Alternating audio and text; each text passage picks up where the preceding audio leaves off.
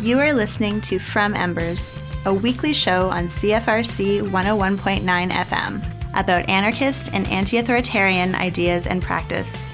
We are broadcasting from the traditional territory of the Anishinaabe and Haudenosaunee peoples on land that has come to be called Kingston, Ontario, Canada, because of the thievery and brutality of the Canadian state and its empire-loving parents.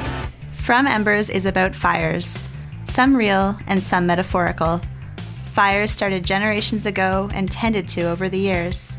Little sparks all across this territory that we hope will grow, spread, and engulf the thieving state called Canada and the capitalist system that has plagued this land since the fur trade.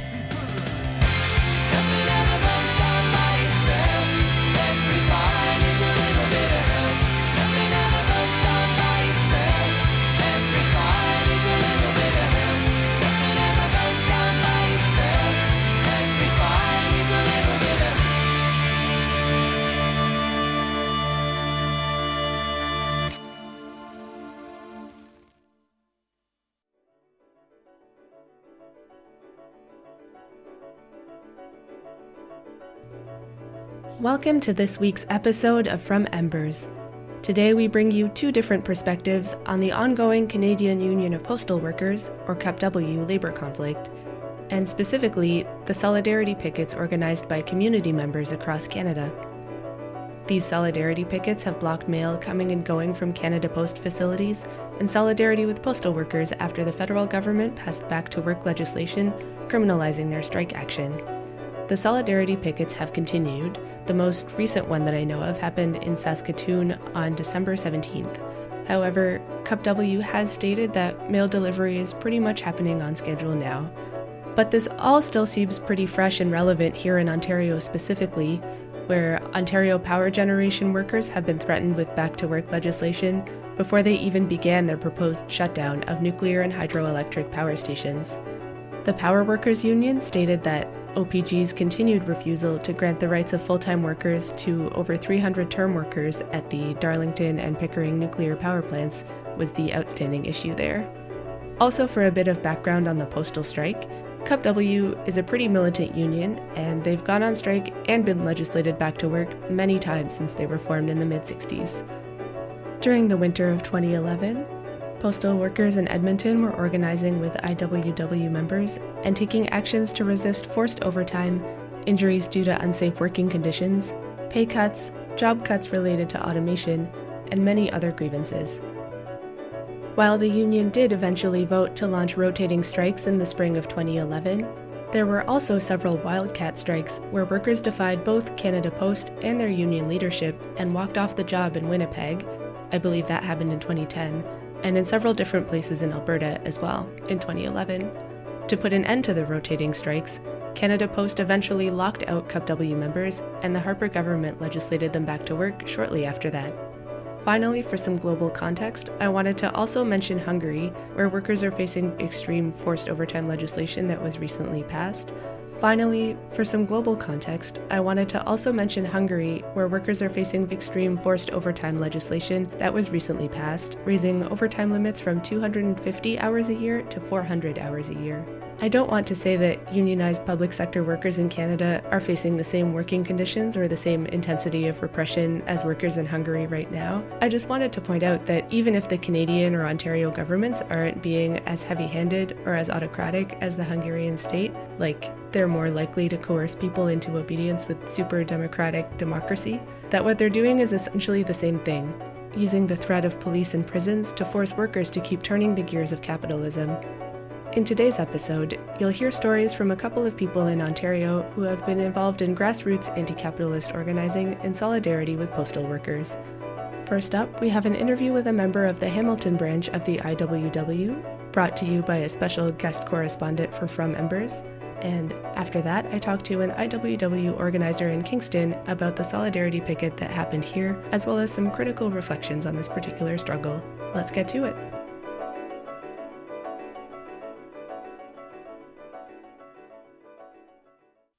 Can you tell us a little bit about how the IWW branch started in Hamilton and maybe why you got involved or why you think it's an interesting project or anything like that? Yeah. I've started with the IWW just recently. I think we started meeting in June. We decided to start a branch because there was a lot of outlying members, or members at large, that really didn't have a place. And then there was a bunch of us that wanted to get together and start this kind of work that the IWW does, which is kind of stuff that's related to union work, but not within the union sphere, if that makes sense. Can you tell me a little bit about some of the recent blockades that have been happening in Hamilton? I know that there has been, I think 2 things that have happened at the Millen Road facility in Stony Creek. And I know that there have been a few others that have happened as well. And maybe some other stuff like in Mississauga. I don't know if you've been involved in anything over there. Yeah, with the IWW, we've been really active in solidarity for the Canadian postal workers. Yeah, we've done a few blockades on Frid Street, which is downtown Hamilton. Once there, and then twice out on Millen Road, which is a larger distribution center, and then once out on the mountain. But yeah, we've been doing that kind of work in solidarity because of the legislation back to work that CUPW has been facing. So basically, we're on strike for them. Of the blockades, which one would you say has been the most successful or the most interesting? Well, I think they've all been really interesting. We always get really good feedback from the workers because the workers can't be on strike right now. If the workers do come out onto the strike lines, they will be fined exorbitant amounts of money, or they could lose days of work. So we always get lots of good thank yous and hellos from them. So that's always positive, and that's one of the reasons why we're out there is for solidarity. So that's really awesome. I think the best one that we've done lately was recently on Monday, which I think was December 10th. We did an all-night. We started at 10 p.m. and then we went until 7 a.m. and we blocked a large amount of trucks. We blocked 53-footers, which is the big transport trucks that you see, and we also blocked a few 5 tons, which is the smaller ones, and no mail in, no mail out, which is what we're trying to do. And that was mostly exciting because we got to see a huge rotation of trucks that really didn't get the message, and they're coming in. They're like, oh no, you're not coming in tonight. That's why it was pretty exciting. I think the blockade that I've heard the most about, or that's gotten the most coverage, has been this blockade that happened in Halifax, and I think that was largely because 6 people were arrested after that. Yes.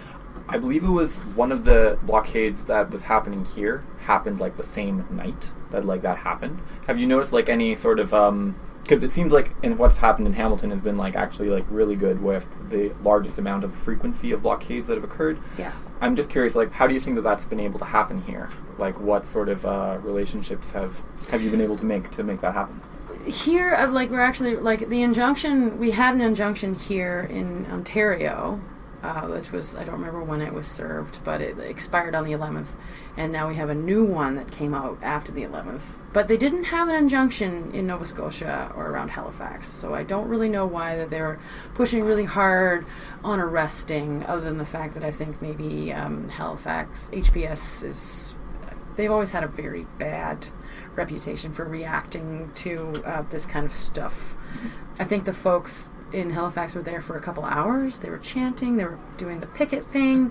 I really don't understand why they had arrests, but pretty sure we have not had any in Hamilton yet for arrests. Although the police have always been present on a lot of our pickets and blockades. A lot of interaction with the Canada Post Security. There's a lot of talking. We've also had as soon as the injunction came out, we had it read to us every time. It always takes a couple hours for the injunction to be read, and then it's more of a negotiation of okay, are we going to leave? Are we not going to leave? Let's make this decision. When did you first begin having discussions in the local branch about having a solidarity picket or doing any kind of action in solidarity with CUPW? CUPW was on rotating strikes, which is a nice little thing that CUPW was doing for Canada Post Corp, saying we're going to do rotating strikes through the Christmas season. Maybe in the beginning of November they started. It could have been earlier. CPUW is very aware that a strike during this season is hard. The public is going to have a hard time with it. Corporate's going to have a hard time with it. But this is the time to throw a strike, and so they decided to do rotating strike. They're very silent to how they do them, but I mean, yeah. We got a tweet from Cup W local here saying that like Hamilton is going to be on rotating strike, and that's when we decided to go out. And we went to go out and visit the line, and we met a few Cup W members. We actually met the president of the local. And it was just like, yeah, whatever we can do. This was before the back to work legislation. This was just before the back to work legislation. And then the rotating strike actually moved to Montreal the next day. Mm-hmm. And then I think after that is when the back to work legislation happened.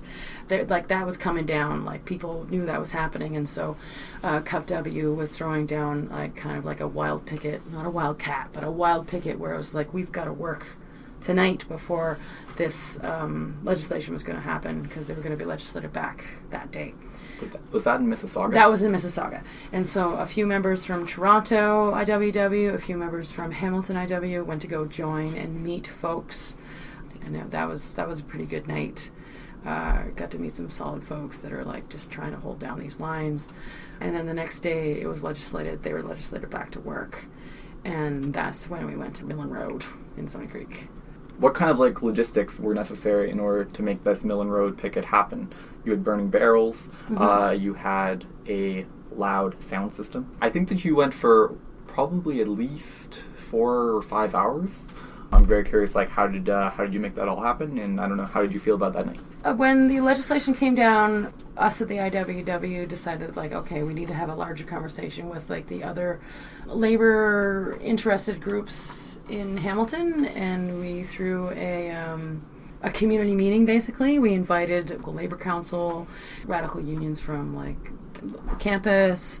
It was a public thing that we put on Facebook, and like a lot of people showed up, and we had a big conversation about what could happen, where do we get these things that we need to do it with, like we need to figure out where to get burning barrels, or we need to figure out where to get skids, we need to figure out where the coffee's going to come from, we need to like all these like logistics things were like, oh yeah, real things that we have to do, instead of just like we also have to get bodies out there. So it was a good thing to have like a larger community involvement, but then again, it doesn't necessarily have to be a large community conversation. It can just be like a small core group of people that can just like throw a picket or throw a blockade.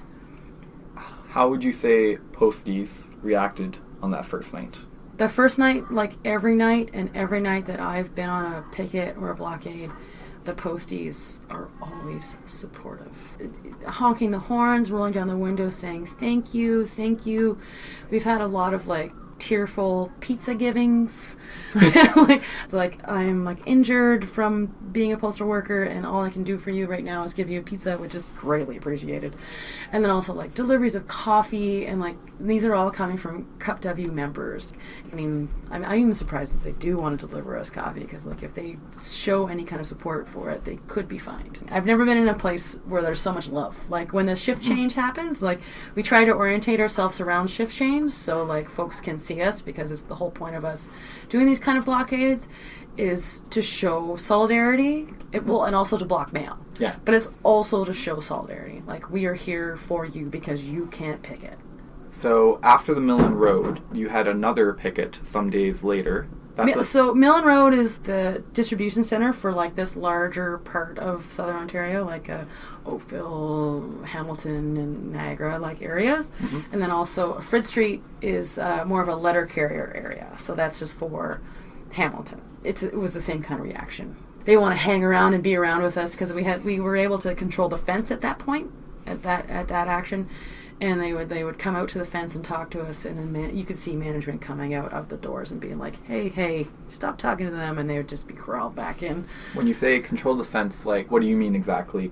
There's a fence. We got onto the property, and then there's a chain link fence that opens and closes that protects like the trucks and like delivery doors and stuff to the place. And we were able to get hold of that and be able to open and close it ourselves, which is pretty cool. Of course, we always let workers in and out. We even let management in and out with a small amount of interaction, maybe, with the management. I heard that there was some drama at that one. I heard that the landlord showed up. Oh, yes. our good friend Terry. He was pretty upset at the fact that we were there. He tried to tell us, without the police's help, he tried to tell us that we really didn't have any right to be there and we weren't allowed to be there and we shouldn't have a burning barrel there. We were destroying his asphalt. This man also is a part of a corporation that owns that whole part of the street. Mm-hmm. The Hamilton Spectator is also on there. Everybody rents from this guy. The Hamilton Spectator being the city paper. And he is quite a guy. But he also wasn't very good at handling us. The police showed up. I'm not sure who called them. But the police actually had to coach the landlord and how to ask us to leave. So there was a big meeting of all of us, of course, because we work as a collective. It doesn't matter who's there, you're involved in the collective. And apparently it was 3 times that he had to ask us to leave. And we said, we're not going. And then he was gone. Didn't have to deal with him anymore. I heard that there was also a certain confrontation that happened when, I guess it's a bailiff of the court or a sheriff? A representative of the district attorney. Okay. Yeah. Who showed up in order to read the injunction that had passed by that point, which, my understanding, that injunction was passed in response to the previous blockade that you had done on Millen Road. Yes. Also the stuff in Mississauga, too. Could you explain, how did it go when this representative came to read the injunction and, as my understanding, was backed up by the cops as well? Yes, of course. After the landlord left, it was pretty quiet. Police basically were just hanging around. We had a couple cruisers and the supervisor hanging about. I mean, we all kind of knew we were waiting for this to be read to us. And I think around 1 o'clock, I think we were there at 8. And then I think around 1 p.m., someone from the courthouse did come down and read the injunction to us, which is many pages of a lot of legal jargon. And then he asked folks if they would like copies, if we understood. Some folks took copies, burnt it in the barrel that we had burning, which I felt really good about. The police then asked us if we were going to leave. And we kind of just said, no, not really, but we need to talk about it. Give us 3 hours. We'll talk to you at 7. Basically, they just were hands off, left us alone after that. I thought for sure after the injunction was read that maybe in an hour or two they were just going to be like, all right, guys, let's go. It is interesting to contrast it, I think, a little bit to the response that's happened, at the very least, in Halifax. And I don't really know the There's also been arrests in Ottawa, too. There have been arrests in Ottawa, okay. There was another blockade that happened on the mountain. How did that go? That wasn't particularly thrown by the IWW. There's a communist group that's local. I can't remember the name. But Revolutionary Communist Party. Yes, the RCP. Yeah, that threw that one down. They've been with us the whole time. They decided they were going to do one up on the mountain, which is great. But that's another letter carrier depot, and also had 2 gates, so it was a little more difficult place, a little more difficult strategically. It was also very cold that day. How long did that one last? It started around 8 a.m., and it went till about 1 because the police read the injunction to folks, and folks were kind of like, well, whenever an injunction is read at any kind of blockade, people always have their, what are you going to do now? And I think it was cold that day, and I think we made our point, and so I think that folks just kind of decided to call it. That makes sense. Yeah. And then finally, there's been this second one that happened in Millen Road more recently. Yeah. How did that go? My understanding is that you were there all night. Well, we were there from 10 p.m. to 7:30 a.m. We had a shift going in, and we had a shift going out, and we also stopped a lot of trucks. It was pretty great to make a mess out on the streets. Do you have any plans coming up to do any other blockades? We organize very broadly, but we try to organize very quickly because we don't want management to know. We're doing a lot of personal phone calls, we're doing a lot of personal emails, just getting people out, and that's how we've been doing stuff. So if anything's going to happen, it's going to be through this network that we've created, through these people that we've been meeting on the front lines. Where do you think the struggle is heading right now? It's really hard to say at this point. If anybody's out there that hears of a blockade or a picket happening at their local mail depot, go out there because we need to be out there for folks. We talked to a little bit with our president of the local, And there might be a little bit of movement and negotiation, but it really just seems like Canada Post Corporation is just not interested in negotiating at all. As an anarchist, how do you see being part of the IWW as being a part of that or an expression of that? Well, I mean, the IWW is not a part of any sort of like labor legislation at all. Like, we don't adhere to that at all. Like, we're basically just like workers representing workers, and that's what our plan is. Like, we don't want to get involved in any governmental legislation at all.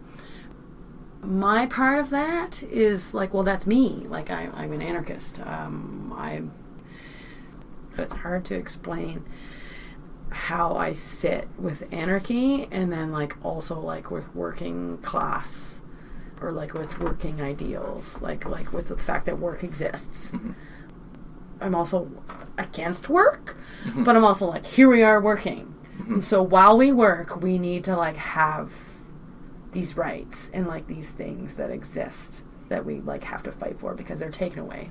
Sure, they exist on paper somewhere, but they're never respected. Always just like the we have to fight for all the time. How do you think people who are listening to this podcast, who may or may not be like themselves particularly involved in any kind of workplace organizing, if they're in the Canadian territory anyway, there are almost certainly some posties that live near them and that have been like slated back to work. How should they be thinking about ways that they can express solidarity with those folks? I think that we all need to be very aware of the struggle that CUPW has been going through for the past months, years, and you can show solidarity in very small ways, like putting a little sticker on your post box saying that like you support CUPW, or just saying hello to your letter carrier and telling them that like you understand. If you ever hear about like any kind of blockade happening, like just swing by and say hello to people, because we don't get a lot of support from the public. The public mostly hates us, and I think that the public is also not really stoked about the CUPW workers either. So it'd be really great if you can just like show solidarity with them. It's a working class thing that's happening to us. Like, these are people that like they carry bags around all day and delivering your mail. Like it's working class. Like, these people are working for you. Throwing down your own blockade too. I think that's a great way to go. I think we held down Frid Street with 6 people one night. You always have to have interactions with the police and interactions with management. You always have to do that, but you can throw down with a very small group of people and just say no mail in, no mail out at this point. If you can, throw down. They are such wonderful workers. I feel I must wonder that they are rather mischievous. Well, I reckon I've seen our system worse. There's one thing I'll avoid, is allow myself to be exploited, mindlessly employed, wasting my potential, endless toiling as a serf.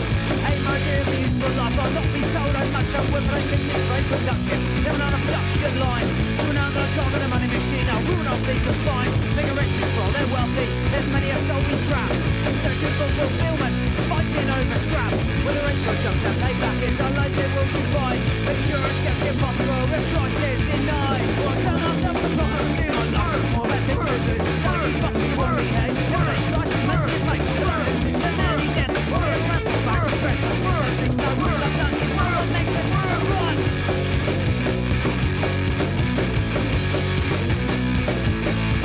With one hand they point the finger at the menace to society, while the other hand's taking all they can by visual daylight robbery. Try not to pay taxes, but the prisons and the wars will not contribute to their progress. Mine's a different cause. No way I'm chasing more and more to measure my success. They'll try to tell me what I need more, happier or less. See the boss reward themselves for choices to make it hard, but when there's riches to be made, then see the beers to discard. Or I sell myself for the profit, few my loss of more like things to do. Don't need bosses, what they hate. Never they try to make me straight. Don't know the system any desk. We'll be a rascal back to fresh. I've seen the things I would have done. Now what makes a system run?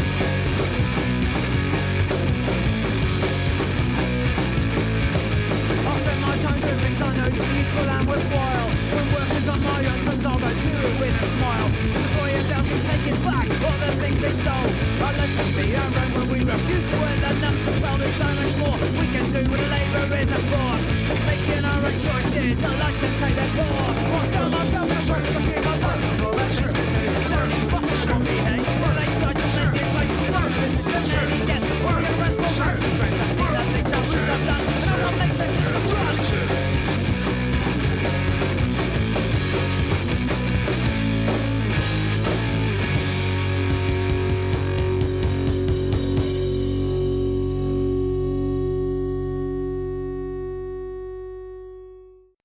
My name is Adam. I'm a member of the Industrial Workers of the World, and I'm a student in Kingston who's been following the Canada Post strike and the solidarity actions in support of Canada Post workers.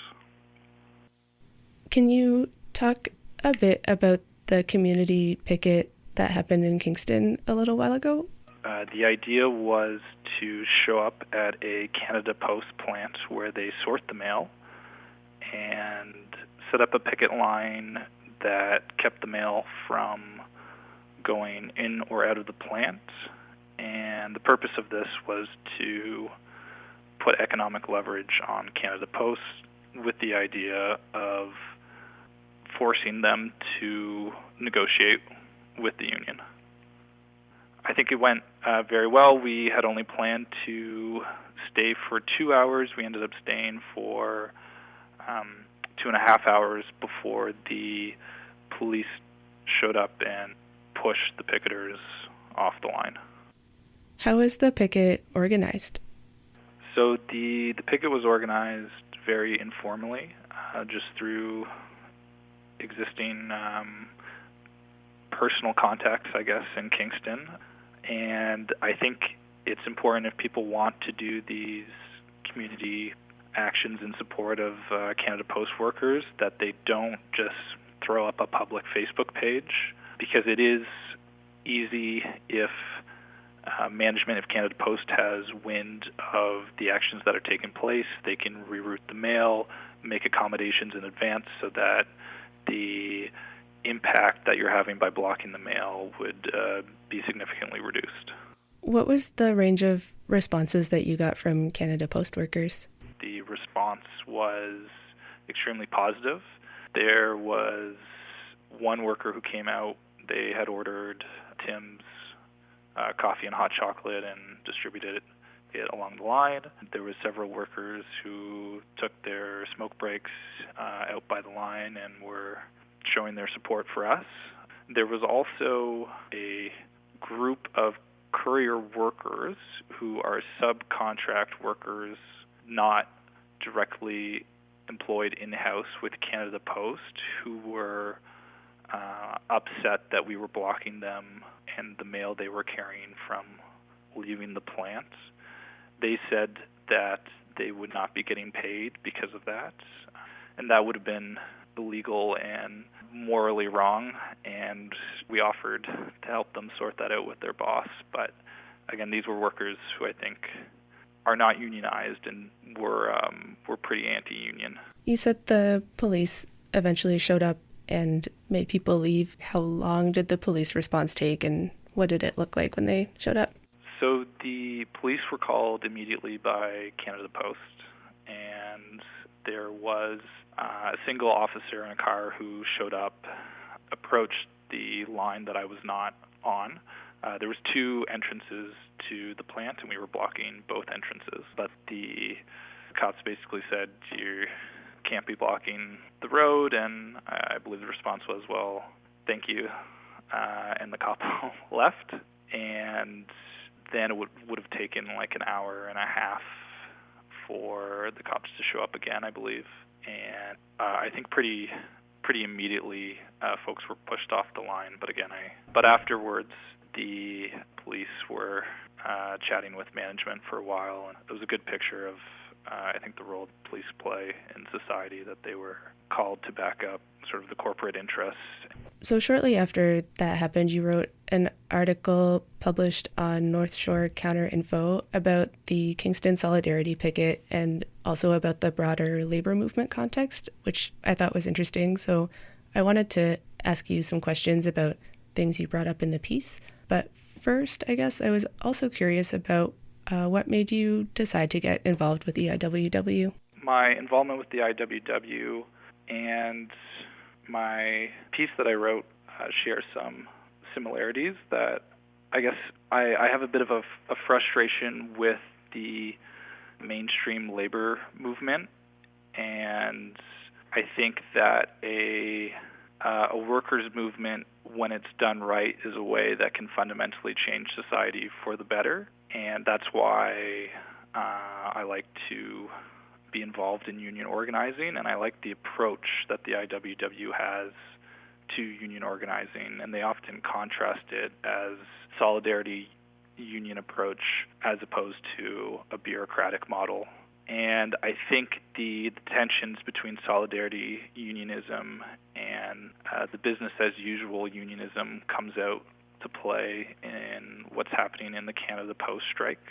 What would have been the best response to back to work legislation would have been if the workers themselves had refused to return to work, knowingly kept striking despite the fact that it was against the law, and try to deal with the repercussions that would result from that. So in CUPW's history, they have gone on illegal strikes before, and the main incentive not to do that from the state's perspective was the threat of jail time, and some leaders were put in jail. But the problem with that approach is that it tends to create martyrs and mobilize people further. And so what has happened is that there's been a shift from a focus on criminal punishment to financial incentives. So if workers do go on a legal strike, if they were to refuse to accept the back-to-work legislation, the union would be charged thousands of dollars, but also individuals could be charged thousands of dollars a day. And so that's not something that most people are willing to risk. But I think the alternative of not challenging back-to-work legislation is that it will continue to happen, and essentially unions' right to bargain freely will have been effectively removed until the unions find their courage to face this problem head on and refuse to go back to work when they're legislated back to work. Would you describe yourself as an anarchist, and how do you see organizing or participating in workers' struggles as part of an anarchist practice or related to those ideas? Yeah, I do think of myself as an anarchist. I think there is a class war that really shapes a lot of the issues that are important to people in their day-to-day lives, especially at work, and that because we live in a capitalist society, really our power to change that often comes at work. And again, to have an approach to unionism where you want to place demands that go beyond bread and butter issues, I think that's only possible if you have a type of unionism that places workers front and center. And again, in order to challenge things like back-to-work legislation and to make large demands and win those demands, you need an active rank-and-file workers' movement that is engaged, as opposed to having a very bureaucratic union structure that's centralized, where things get pushed to legal experts to solve your problems for you. In the article, you wrote that the effective way forward for labor in the long term is to build a broad rank-and-file unionism that takes up fights on the shop floor. Only through direct action and building labor militants will unions be able to defy both back-to-work legislation and injunctions against cross-picketing. Why would you say it's important to prioritize building a strong labor movement, and how do you see that coming about? I think it's important because right now the labor movement is losing. And if we want to be making gains and making working people's lives better, then we need to have an effective strategy. I think it also again, ties into my politics to want democratic structures where workers are actively engaged in their own struggles and have the means to be leaders in those struggles and not, I guess, just taking direction from their union leaders. So with the Cup W strike, because the workers themselves were legislated back to work and couldn't maintain the picket lines, there were these community pickets that have been set up, and a lot of unions have sort of vocally given their support to Cup W and said, things like they're not going to give up the fight.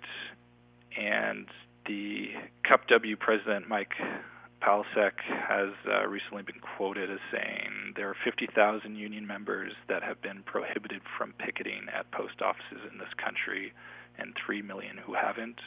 We're not the only ones willing to defend the right of free collective bargaining.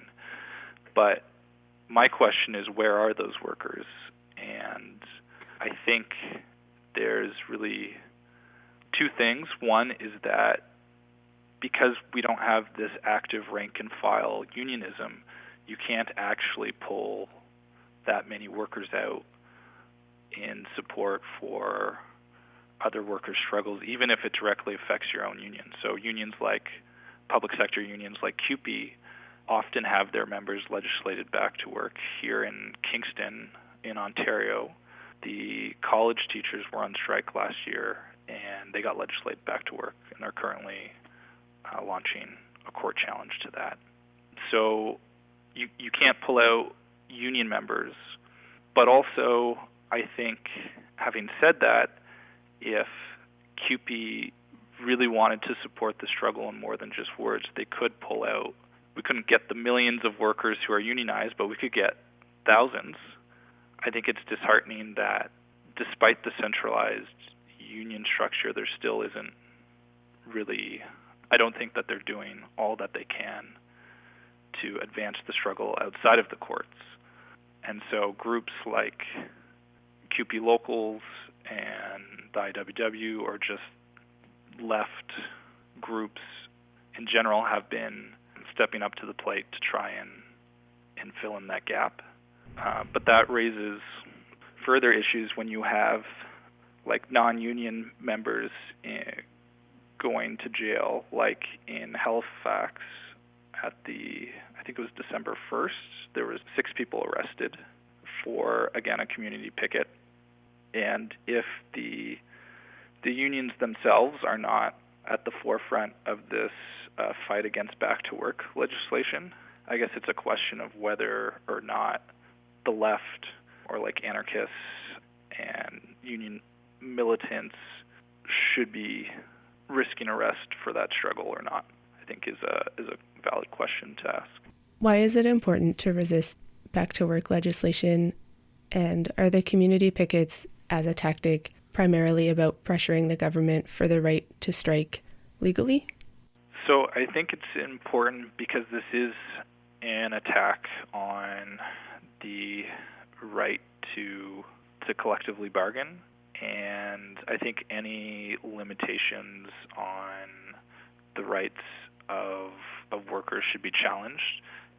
And I think if the right to strike is taken away, there's going to be some pretty big consequences to that, namely that workers' leverage is removed, and they will not be able to defend past gains that have been made in wages, working conditions, and benefits to like the limited extent that unions have been defending those gains or making new ones.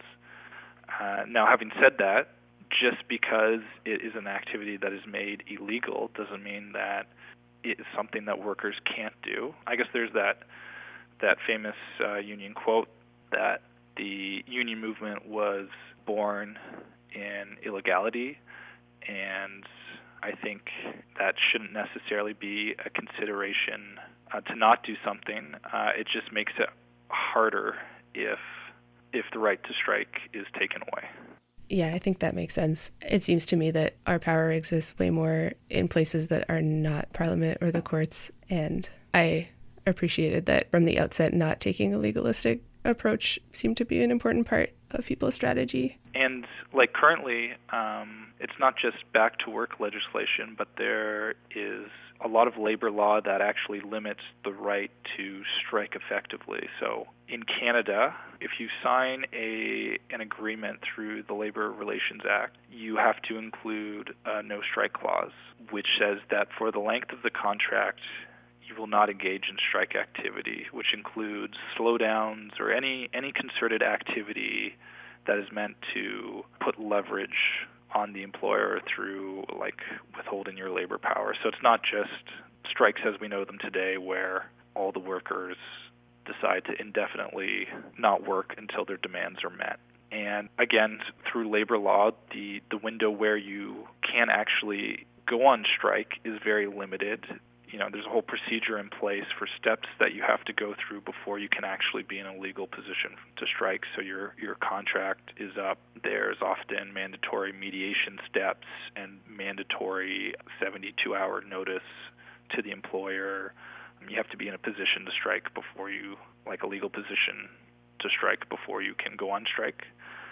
And this is also something that the labor movement should challenge, as well as back-to-work legislation. And I think in order to do that, again, we have to build up these rank-and-file movements that can challenge the law. So it's not just for back-to-work legislation that it's important. Yeah.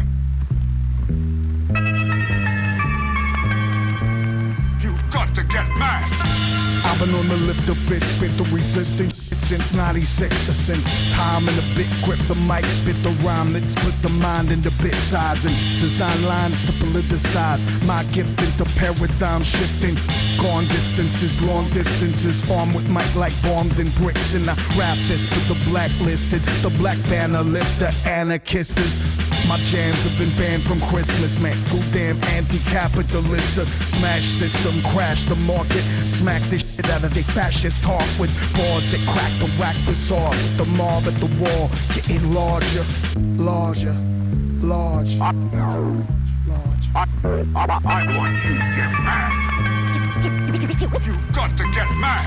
I talk with my fist in the ball of it, at all of it. Cops, bosses, and economists, and the columnists, electoral politics. Charity, violent doctor, lawyer, court order, news reporter. I march my shit to Mordor, record and perform to kick down doors with it. Rampant anti-authority, block corridor, road, rail, and port. With words that'll wage a war with it. Throwing shade at all they prominence and they dominance. And all of it. I want you to get mad. You've got to get mad. I'm calling it law, bricks at it, slingshot, ballistic, rock, my talk is toxic to the profit, causing losses that put the company to coffin. Boom bap, they off them, boot stomp, all the bosses, stock options. I'm blue collar, black balaclava, defend water, son, daughter, stand for the land and the cause and sabotage and they bougie snobs. Coup d'etat, smash their heads in. I'm the cure for affluenza, wrath and vengeance, and rap dissent at them 1% and they next of kin. Stabbing pen hits, booming kick, looming hit fan. I'm the hit man. I want you to get mad. You've got to get mad. I want you. Get up now. Get up now. Get up. Get up. Get up. Get up. Get up. Get up now. Get up now. Get up. Get up. Get up now. I want all of you to get up out of your chairs. I want you to get up right now. You've got to get mad. Canada Post requested and received an injunction allowing the cops to shut down the pickets outside various Canada Post facilities, and the judge who granted the injunction made some additional comments about how this didn't really count as a labor dispute because the people protesting or picketing weren't employees, they were random people protesting a government policy, and also they were interfering with mail delivery, which I guess is its own crime. Why do you think people should take personal risks and engage in militant action on behalf of workers who aren't necessarily risking repression in the same way by taking illegal action themselves? This is a good question. I think the reason to take this risk is that when unions make gains, they affect non-union workers as well. So when things like the 8-hour day is won, maternity is won, and these standards get set and become culturally accepted, it actually raises the floor for non-union workers too. And so as non-union employees, I think you still have a stake in this fight. And as unions, other unions like CUPE have been legislated back to work, and they will continue to be legislated back to work until the labor movement can find an effective way to challenge it. So even though they are a trade union, CUPW is also historically a fighting union and, like you said, has fought for important gains for the working class generally. Does that specifically compel you to stand with them more because of that compared to other unions or other workers in general?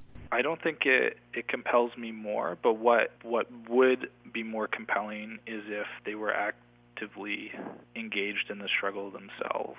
So again, when the decision was made to not defy back-to-work legislation, there was a statement about continuing the struggle through political pressure as opposed to like the economic pressure, the economic leverage of withholding your labor power. So in my mind, political pressure would look a lot like some actions that have happened, which is occupying the offices of MPs or Justin Trudeau, or just blocking an intersection in Ottawa, making it a political nightmare for the Liberal Party not to negotiate in good faith. But this isn't something that is happening. Like there isn't a mobilization of CUPW members or CUPE members to be at the forefront of this struggle. I think if we do want to see a workers' movement that can mobilize even larger numbers, we need to have a rank-and-file approach that puts the worker front and center.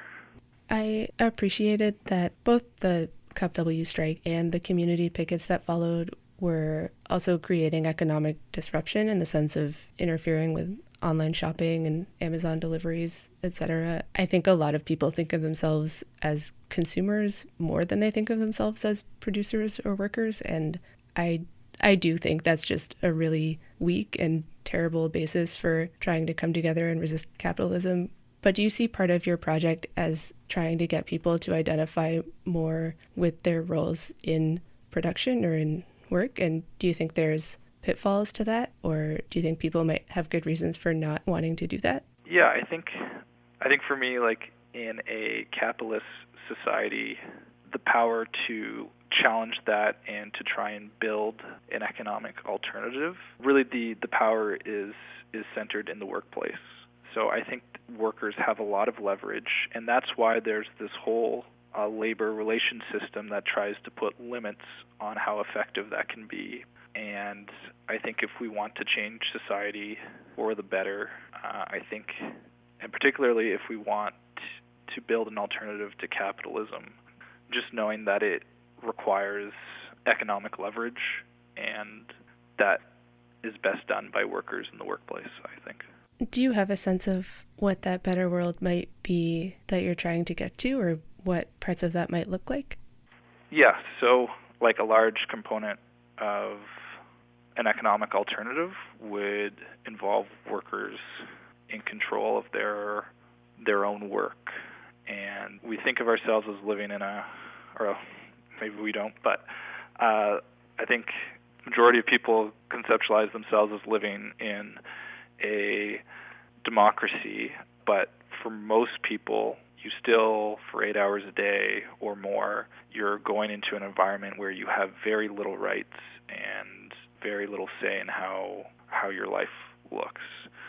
We sort of just take these economic truths as a given that this is the best model we have, and I think we can really do better, and we can have fulfilling work lives where we are in control of what we do, and I think we can do that in a way that makes also economic sense as well. I think that our power to find an alternative to society comes at the point of production as opposed to, like you were saying, consumers doing a boycott or like individually choosing not to buy something, and that's going to have a real impact. And so if shutting down production is the way to really put pressure on capital interests, then I think the best way to do that is through the activity of workers. It's by removing their labor power that they can really bring industry to a halt and bring the economic system to a halt.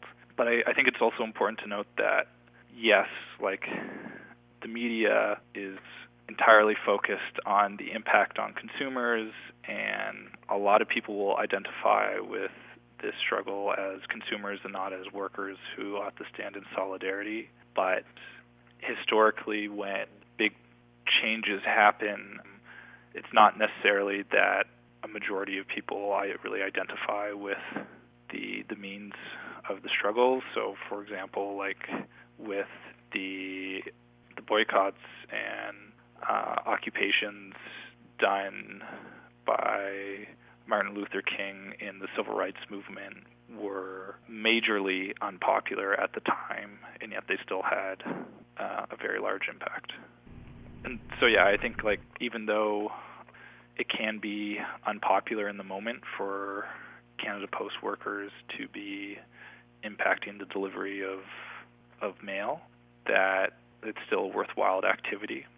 And I also think that people come around to this way of thinking not through really anything else other than struggling in their own workplace, and that's why I think, again, broadening the workers' movement to include an active rank-and-file membership is important. Part of the reason I asked that question, or part of where I was coming from with that, I guess, was a feeling that I wouldn't necessarily want the economy and production to continue in the same way, even if workers were in control of it, or I don't know that that would necessarily bring about a world that I would want to see. It kind of reminds me of, I was reading a workplace organizing account by a worker in the IWW in Baltimore about the Jimmy John's organizing campaign, and it was pretty funny. At one point, he said someone made drew a design for a poster. It was like Jimmy John's workplace with like the anarcho-syndicalist flag flying above it, or like a Jimmy John's worker like flying the flag, and one of the union members, I guess, was like, this is really depressing. I don't want workers' control. We probably should just burn the place down. And so I get this. I understand the idea that, like some industries, you wouldn't want to exist, or you wouldn't want things to continue just the same as they are, but with workers' control. But I still think that's an important element, and in order to still have some sort of organized economy, but one that's like democratic, requires workers in control of their own work. But I get that. I think I come to anarchism in often in a different way than other folks do. Yeah, that makes sense. This is changing topics a bit, but are there contexts where unions, or especially their leadership, play a role in managing or even like repressing or limiting that struggle for liberatory change? Yeah, I think there's plenty of examples where the union membership is ready for a fight, and I guess the leadership at the top gets cold feet and attempts to calm things down. I'm reminded of the longshore workers' struggle that occurred around the same time as Occupy, and particularly around Occupy Oakland.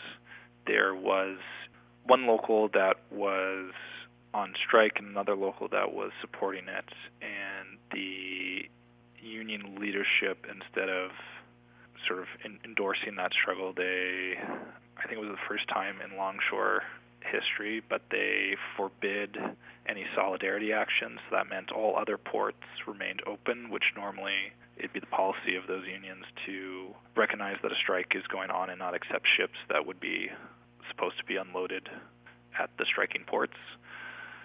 And yeah, I think historically that it tends to be the case that the rank and file is generally more actively militant, and it's the union bureaucrats who strive more to find labor peace.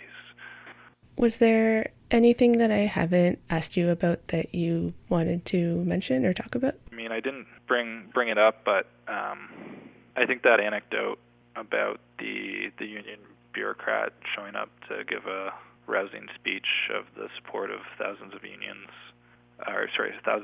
members, and he's by himself, is a pretty good example of like the limits of this kind of bureaucratic union structure that focuses on like legalistic means. Any final thoughts? I think we need a rank and file unionism that focuses on workers struggling it out on the shop floor instead of the business as usual approach, which really deals with these issues through the courts. And I think we will only lose by that method, and we have everything to gain by an approach that centers rank and file activity. Thanks so much for talking to me. Thanks for having me on the show.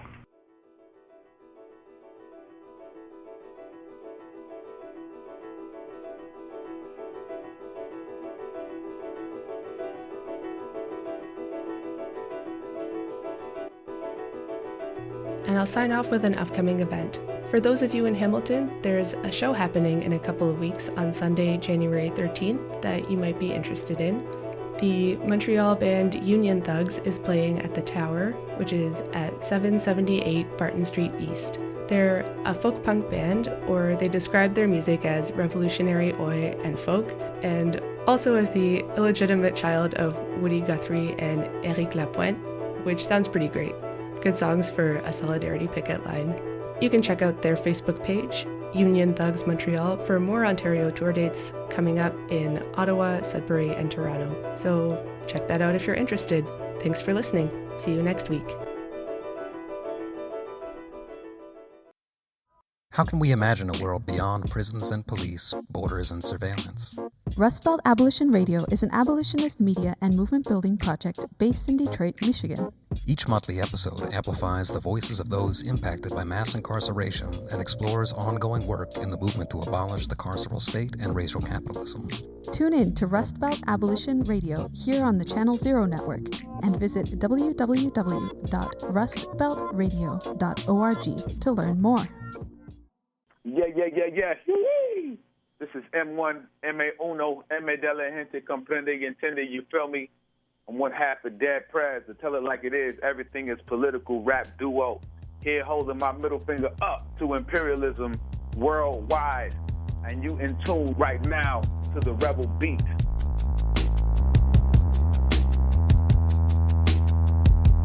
The Rebel Beat is a monthly podcast of radical political music across different genres and across different continents. It's the mixtape to a riot against police brutality. It's your nightly newscast set to bass and beats. It's protest anthems from Hong Kong to Istanbul to Ferguson to Montreal. Give it a listen at rebelbeatradio.com or subscribe today on all your favorite podcast platforms.